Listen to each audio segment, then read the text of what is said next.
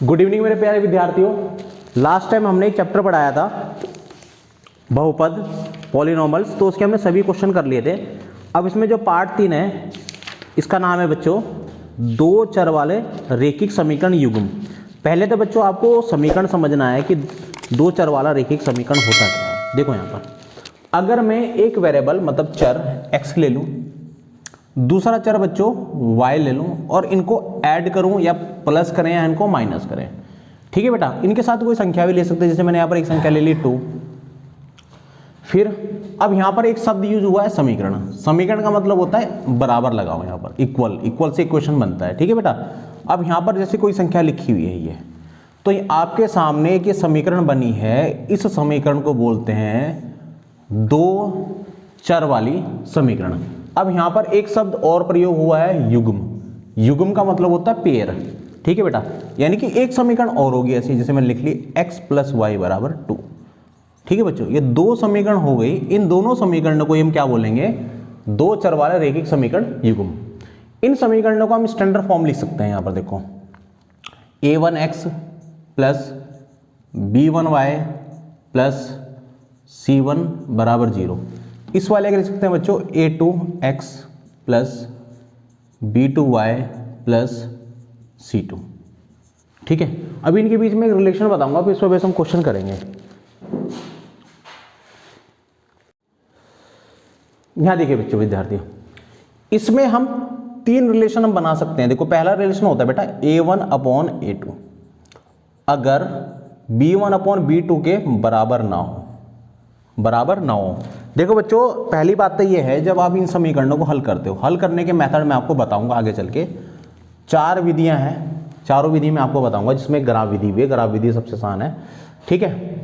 तो इसको जब आप हल करोगे तो आपको क्या होता है बेटा, x का मान अलग मिलता है, y का मान अलग। यानी कि आपको x की कोई वैल्यू मिल जाएगी, कुछ भी वैल्यू, सपोज यहाँ पर आपको x की वैल्यू 2 मिल गई, y की वैल्यू 1 मिल गई, मतलब आपको x और y की कुछ वैल्यू मिलेगी, ठीक है। तो यहाँ पर हम इनके रेशो से, यहाँ पर जो इनके साथ ये इनके कोएफिशिएंट है, गुणांक है, अगर इन गुणांक का हम अनुपात निकालें, रेशो फाइंड करें, तो इस रेशो से हम बहुत कुछ निकाल सकते हैं। अगर कहीं पर a1/a2 b1/b2 इनका अनुपात बिल्कुल बराबर नहीं है, तो बच्चों इन दोनों समीकरणों को हम हल करेंगे और केवल एक हल मिलेगा।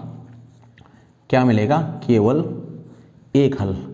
अब यहाँ पर केवल एक हल से तात्पर्य ये है कि जब आप इस समीकरण को हल करोगे, इन दोनों समीकरणों को, तो यहाँ पर बच्चों आपको x की कोई यूनिक वैल्यू मिलेगी और y की भी कोई यूनिक, यूनिक का मतलब कोई सिंगल वैल्यू मिलेगी।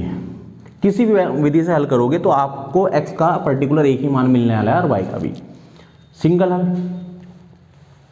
अब सेकंड पॉइंट जो है, अगर यहाँ पर आपका a1/a2 बराबर हो b1/b2 के और बराबर हो c1/c2 के, कहने का मतलब ये है कि तीनों रेशो आपस में बराबर हो, ठीक है। तो बच्चों फिर क्या होता है, अपरिमेय रूप से अनेक हल, यानी कि आप बहुत सारे हल फाइंड कर सकते हो, परंतु अपरिमेय रूप से। यानी कि आप x की वैल्यू अपने मन से को रखोगे, y की कुछ भी रखोगे, इस प्रकार से। तो यहां पर यह आ जाएगा अपरिमेय रूप से अनेक हल, ठीक है बेटा। अब एक तीसरी कंडीशन हो जाती है आपकी। तीसरी कंडीशन में a1/a2 b1/b2 के तो बराबर है, परंतु c1/c2 के बराबर नहीं है। कहने का मतलब ये है इन दोनों का अनुपात तो बराबर है और यहाँ पर c1/c2 का अनुपात बराबर नहीं है। तो बच्चों इस तरीके को हम हल नहीं कर पाते, यानी कि इनका कोई हल ही नहीं होता, कोई हल नहीं होगा, ठीक है बच्चों। इस क्वेश्चन आप खुद ही करना, क्योंकि इतना समय नहीं है, 59 डेज के दिन इतना कोर्स नहीं हो पाता। तो मैं आपको डायरेक्ट अब कोई विधि सिखाऊंगा इनको हल करने की। एक बार पहले आप इसे नोट कर लीजिए।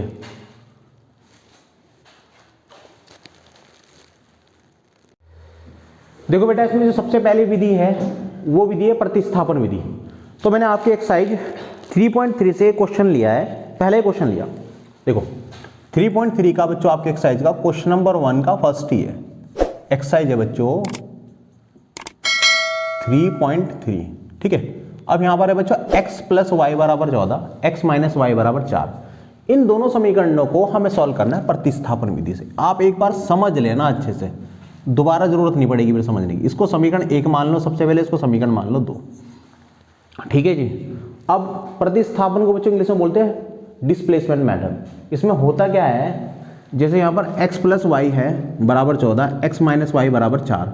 इसमें करना है ये बेटा, आपको अपने मन से कोई सी भी इक्वेशन उठा लेनी है, जरूरी नहीं कि आपको ये उठानी है कि ये उठानी है, ठीक है। अब मैं अगर नीचे वाली उठाता हूँ, देखो यहाँ पर, अब मैं यहाँ लिखता हूँ समीकरण 2 से।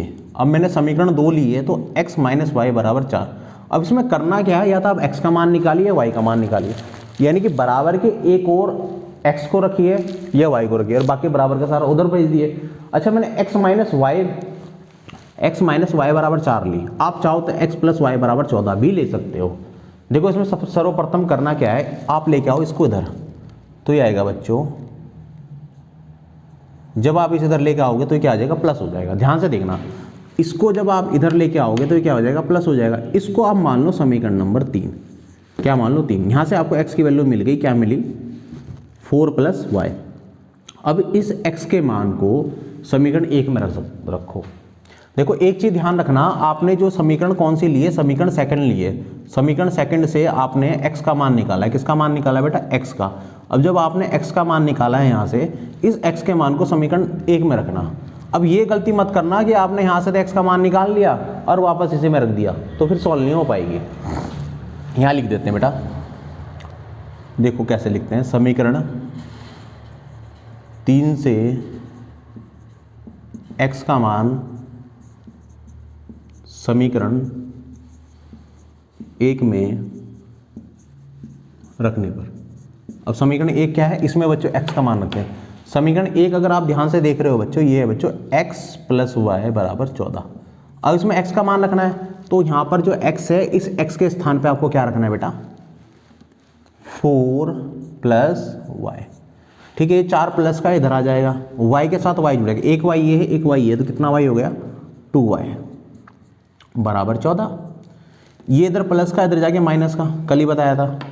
फिर 2y बराबर कितना आ जाएगा, अब 14 में से ये गया तो कितना बचा, 10, ठीक है। फिर यहाँ देखना, तो y का मान कितना आ गया बेटा, 10/2। इस 2 से बच्चों इसमें डिवाइड दे दो, डिवाइड देना तो आता ही होगा, तो कितना आ गया 5। y का मान कितना आ गया बच्चों, 5। अब इस y के मान को आप समीकरण 1 में रखो, 2 में रखो, 3 में रखो, किसी में भी रखो, आपको x की वैल्यू मिल जाएगी। यहाँ देखो, y का मान समीकरण 3 में रखने पर, आप चाहो तो 1 में रख लो, 2 में रख लो। अब समीकरण 3 बच्चों देखो यहाँ पर पहले लिख देता हूँ, फिर उसके बाद रखता हूँ। y बराबर 4 + y, ठीक है। और y का मान 5 है, तो ये y की जगह क्या रखना है बेटा, 5 रखना है। तो x बराबर क्या आ जाएगा, 5 और 4 9, ठीक है। इसे नोट कर लो, x का मान भी मिल गया, y का मान भी मिल गया।